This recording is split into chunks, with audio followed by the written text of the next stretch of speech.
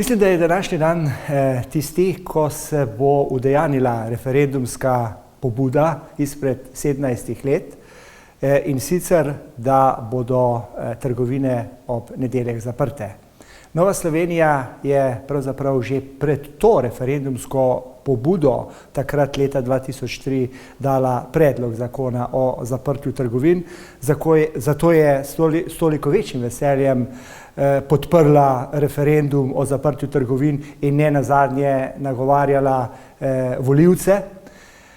In podatek, da je kar 57 oziroma 58% volivcev glasovalo za zaprtje trgovin na tem referendumu,